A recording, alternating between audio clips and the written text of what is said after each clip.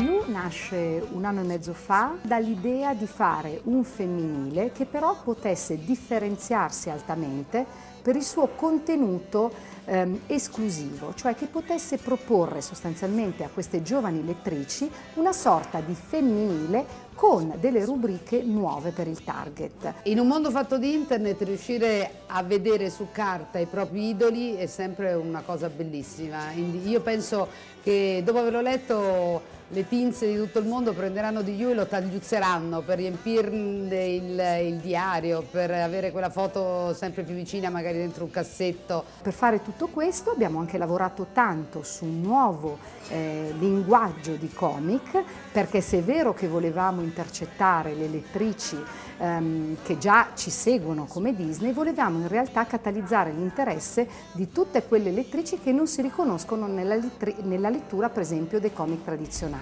Io penso che di You dovrebbe essere comprato in famiglia e letto con la stessa attenzione dai figli che dei genitori, perché un genitore non può non sapere quali sono i miti di un figlio, quali sono le domande che farebbe a un adulto ma che si vergogna di fare perché sei sua madre, perché ha il suo pudore, perché ha i suoi segreti. Trovo che sia utilissimo, dovrebbe essere veramente un libro di testo per genitori. Di You, come nella tradizione disneyana consolidata per la publishing, nascerà come prodotto italiano per essere esportato a partire da gennaio 2011 in oltre 30 paesi del mondo, beneficiando di quella che è l'esperienza avuta con Witch e magazine anche come High School Musical.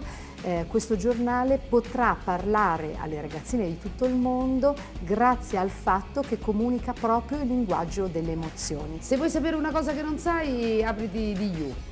Se vuoi sapere la risposta a una domanda che avresti fatto a un personaggio famoso, apriti di You.